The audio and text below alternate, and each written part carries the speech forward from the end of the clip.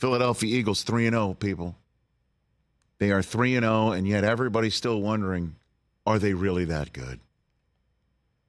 I will just tell Nick Sirianni to take a page from his colleague from across the Keystone State when he says this. We're not going to apologize for winning. There you go.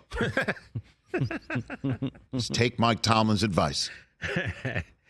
Not apologizing for winning. And the way that they're winning, again, last night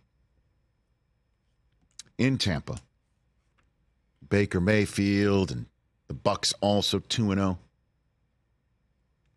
The way that they win is not pretty because the dirty work in the National Football League done in the trenches, it's not pretty. It ain't pretty. It's not pretty. The big guys up front bashing heads, not pretty. The big guys on defense stopping Rashad White on the way to the quarterback, it's not pretty. Jalen Hurts sometimes trying to connect downfield with his guys, it's not pretty yet. Although I do believe A.J. Brown got his message across. It appears so. First two plays of the game. Look for 11. What did Hurts do to start the game? He found 11. More importantly, speaking of shoes, why did he change out of the neon green cleats?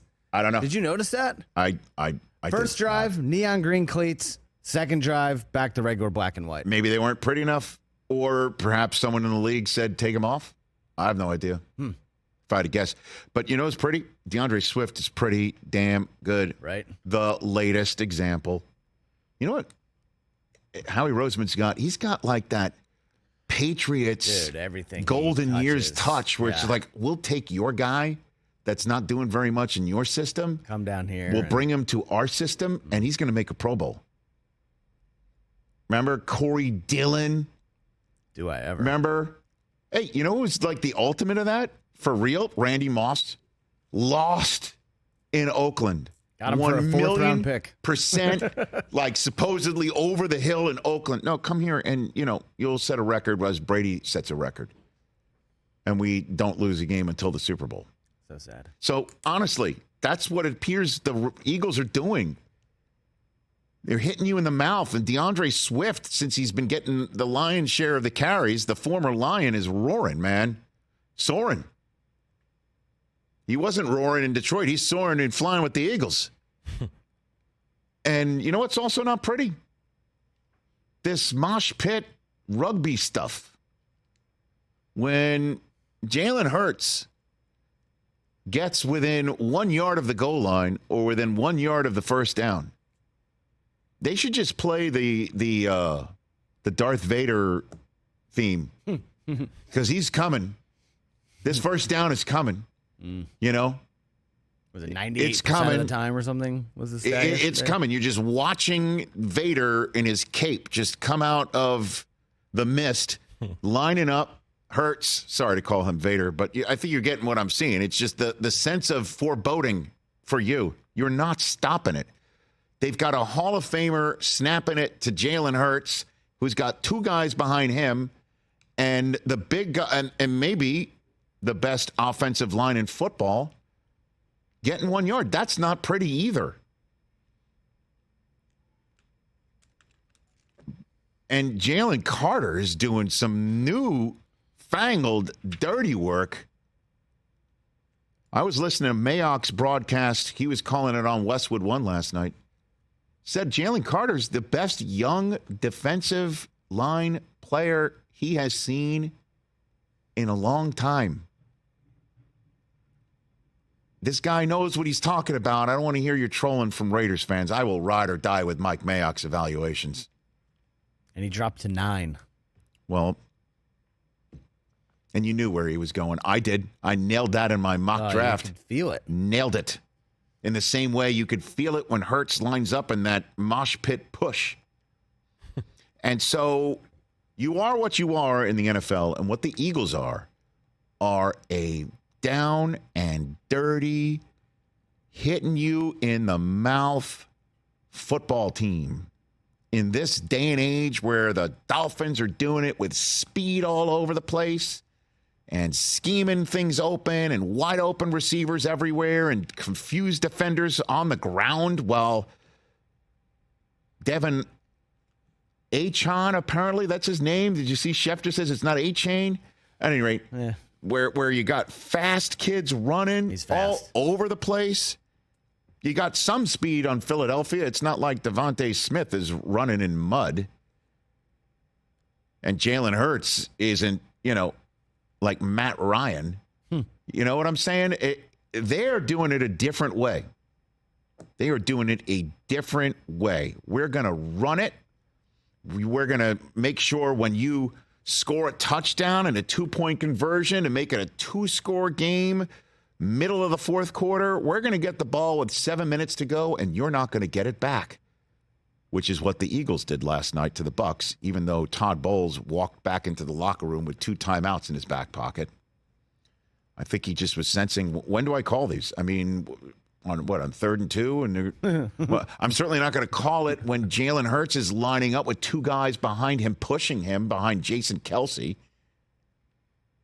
So this is what the Eagles are going to do to you. And you're going to sit there maybe early on and say, it ain't pretty. But you know what doesn't matter? Everything I just said about that.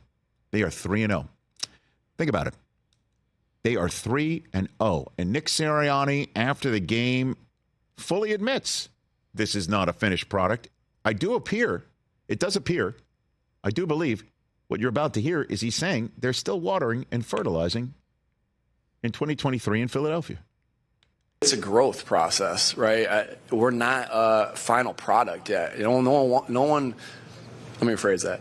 Everybody wants us to be a final product now, but it's a growth. You want to grow every day, and so we're not going to be playing our best football until we get going into the season. We still got things to work on. We still got growth to do.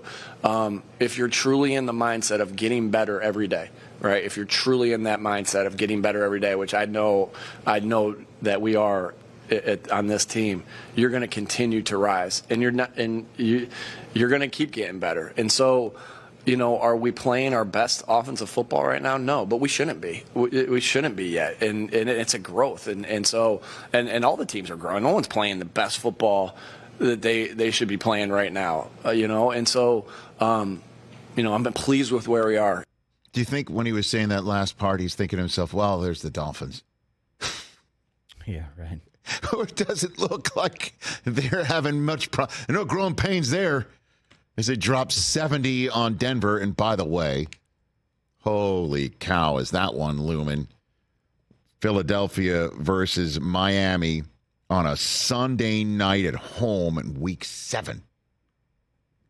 Philadelphia hosting Miami in the Nick Saban Bowl. Tua and Jalen Hurts on a field again. So many Super Bowl previews this year. There are tons of them. And so you look at the Eagles' schedule, and the next few games are absolutely winnable for them. Home against Washington, at the Rams, at the Jets. Then comes Tua in their house. Knocking on wood, he stays healthy. And so, you know what? They're growing. And here's what you can also say about the Eagles as they're 3-0. There's lots of green on that screen right there. What happens to a team that loses in the Super Bowl? Tend not to make it back. Correct. What happens to teams that make the Super Bowl and lose their coordinators on both sides of the ball? This is the sort of stuff. Hangover. Crazy stuff happens. You lose players. You lose coordinators. They didn't lose too many players, but they lost both coordinators who, by the way, one of them leads the AFC South through 3 weeks. That's a fact of what Shane Steichen is doing right now in Indianapolis. And the other one is shooting guns. Don't worry, Mike. I don't know what are you watching other than the Rich Eisen Show? Very good. Thank you. I was watching Joe Namath. That's good. No, don't worry. You could stay tuned, Mike. That's coming on our show. Thank you, Rich. You're welcome. So yes. You distracted me. These are guys who are performing well elsewhere, so you'd have to think that the guys that the units that they've left behind are going to have to get up to speed. 3-0. Catch the Rich Eisen Show every single day on the Roku channel, 12 to 3 Eastern, for free.